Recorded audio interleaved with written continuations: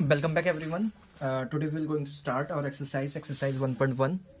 Let's see our first question. The first question of exercise 1.1 is zero is a rational number? तो हमसे question ने पूछा क्या zero के एक रैशनल नंबर हो सकता है? Question mark. Can you return in the form of P by Q? अगर ये रैशनल नंबर है तो क्या आप इसको पी बाई क्यू की फॉर्म में लिख के दिखा सकते हो? वेयर पी और क्यू आर इंटीजर्स. और हमसे ये भी कहा है कि पी बाई क्यू जो है जब है रैशनल नंबर तो Q not equal to zero होना ही चाहिए. तो पहला क्वेश्चन हमसे ये पूछा है. ठीक है, क्या पूछा है कि is zero is a rational number. हमसे पूछा कि जीरो एक रैशनल नंबर है, तो हम इसको कैसे प्रूफ करेंगे? मुझे पता है कि any number that can be written in the form of P by Q, any number that can be written in the form of P by Q is known as rational number. यानी ऐसे जितने भी number जिसको हम P upon Q के form में लिख सकते हो सारे के सारे क्या होने चाहिए? Rational number. बट वहां पे क्यू क्या होना चाहिए? नॉट इक्वल टू जीरो होना चाहिए. ये तो होना चाहिए, क्यू कभी भी जीरो नहीं होना चाहिए. अब बात ये आती है, जब उसने बोला क्यू कभी भी जीरो नहीं होना चाहिए, तो हम क्या करेंगे? जीरो हमेशा ऊपर लिखेंगे क्योंकि जीरो की बात चली है. तो 0.1 हम लिख सकते हैं, पी बाई क्यू की फॉर्म में है. ठीक है, फिर 0.2 लिखा जा सकता है, 0.3 एंड सो ऑन, कितने भी आप ऐसे करके लिख सकते हो. लेकिन कंडीशन क्या होनी चाहिए कि नीचे कभी भी जीरो नहीं होना चाहिए. तो इसका मतलब ये है कि जीरो भी क्या होता है? आपस में एक रैशनल नंबर होता है जिसको हम पी बाई क्यू की फॉर्म में लिख सकते हैं, और उसमें क्यू क्या होता है? Not equal to zero. I hope आपको क्वेश्चन नंबर 1 समझ में आ गया होगा. अब बढ़ेंगे क्वेश्चन नंबर 2 की तरफ. 2 क्या है? Find 6 rational number between 3 and 4. अब क्वेश्चन नंबर 2 में हमें क्या फाइंड करना है? Find 6 rational number.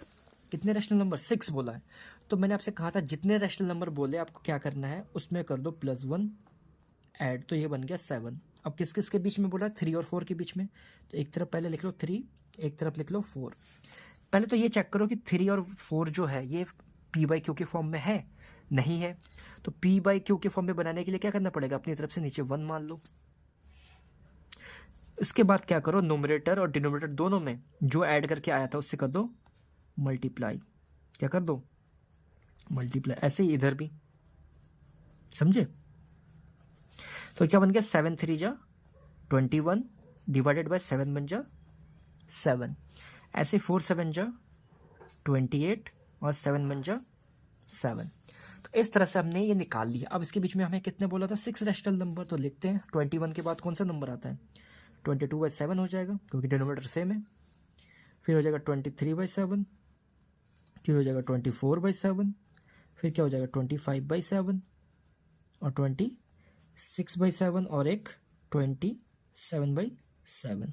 तो ये हो गए 3 नंबर, ये हो गए 3 नंबर. टोटल कितने रैशनल नंबर हो गए? 6 रैशनल नंबर हो गए. किसके किसके बीच में? 6 और 3 और 4 के बीच में. तो अब फोकस करेंगे क्वेश्चन नंबर 3 की तरफ कि 3 का स्टेटमेंट क्या है. 3 में हमसे पूछा है find 5 rational number between 3/5 and 4/5. कितना रैशनल नंबर? 5. किस किस के बीच में? 5 रैशनल नंबर पूछा है तो 5 में क्या करना है? ऐड 1. तो ये क्या बन जाएगा? 6. किस किस के बीच में बोला है? 3/5 और 4/5. तो हमें किसके इसके बीच में निकालना है? 3/5 और 4/5. अब मुझे पता है कि 3/5 के बीच में, देखो ये पहली बात तो चेक करना पड़ेगा कि ये पी बाई क्यू के फॉर्म में है. तो हाँ, ये पी बाई क्यू के फॉर्म में है, तो हमें कुछ नीचे लिखने की जरूरत है ही नहीं. तो इसको कर दो 6 से मल्टीप्लाई, ऊपर भी और नीचे भी. ऐसे उधर भी 6 से मल्टीप्लाई, इधर भी 6 से मल्टीप्लाई. तो 6 3 जा 18, 5 6 जा 30. इधर भी हो गया 4 6 जा 24, 5 6 जा 30. आई होप आपको ये समझ में आ गया होगा. अब 18 और 24 के बीच का देखो क्या है? 19/30, 20/30, 21/30, 22/30 और 23/30. मैंने देख लिया टोटल कितने नंबर हो गया?